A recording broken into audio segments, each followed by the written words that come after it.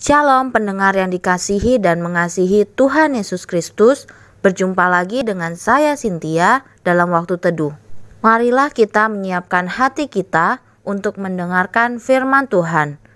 Kiranya hikmat dari Allah Bapa yang memampukan kita untuk mengerti firman dan melakukannya dalam kehidupan sehari-hari kita. Renungan harian hari ini berjudul Pelajaran dari Lebah Madu.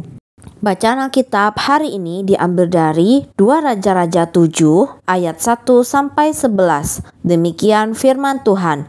Lalu berkatalah Elisa, dengarlah firman Tuhan. Beginilah firman Tuhan.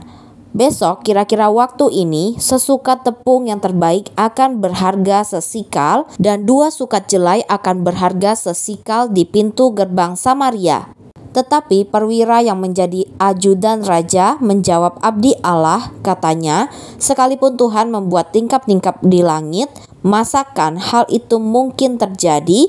Jawab abdi Allah, sesungguhnya engkau akan melihatnya dengan matamu sendiri, tetapi tidak akan makan apa-apa daripadanya.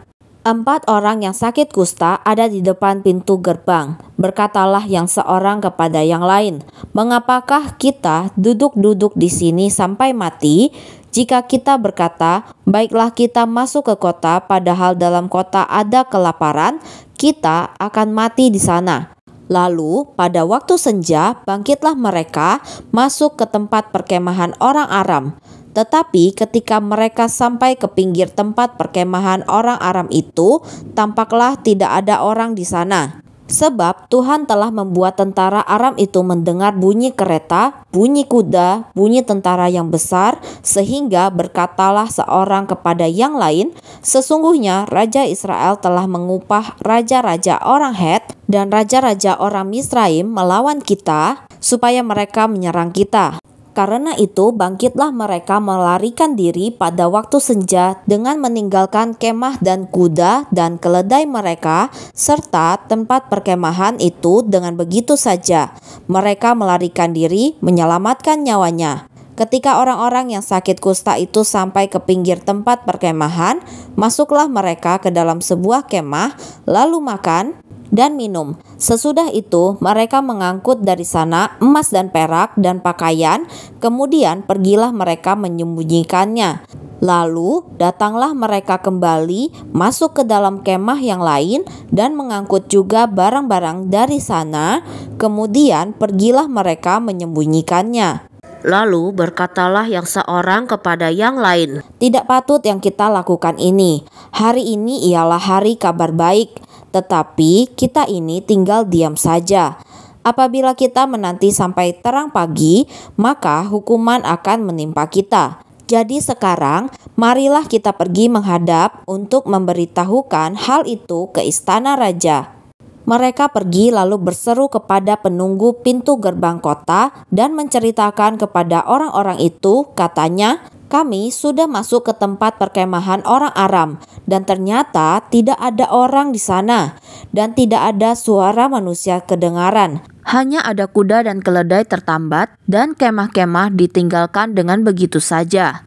Para penunggu pintu gerbang menyerukan dan memberitahukan hal itu ke istana raja. Nats pembimbing hari ini diambil dari Mazmur 107 ayat 2. Demikian firman Tuhan. Biarlah itu dikatakan orang-orang yang ditebus Tuhan, yang ditebusnya dari kuasa yang menyesakan. Beberapa tahun lalu, saya memasang sarang madu untuk memberi makan sekelompok lebah yang bersarang tak jauh dari situ. Mula-mula saya menangkap seekor lebah di sebuah cangkir, lalu menaruhnya di atas sarang madu dan menanti si lebah menemukan harta karun itu. Setelah kenyang dan puas, si lebah langsung terbang lagi ke sarangnya. Sesaat kemudian, ia kembali bersama selusin lebah lainnya. Kelompok ini kemudian membawa lebih banyak lebah lagi.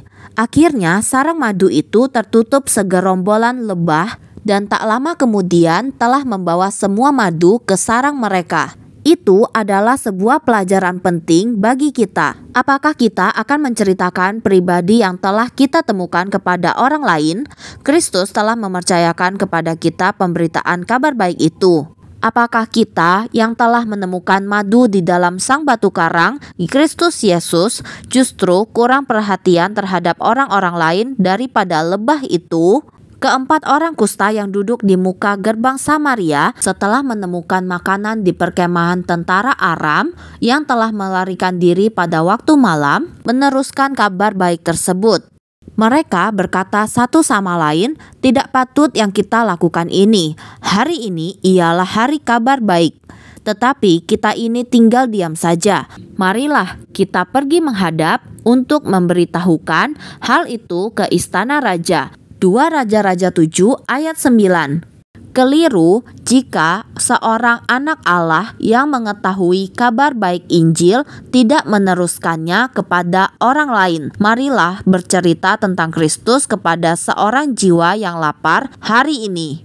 Setelah Anda mengecap sang roti hidup, Anda tentu ingin membagikannya kepada orang lain. Demikianlah renungan harian hari ini.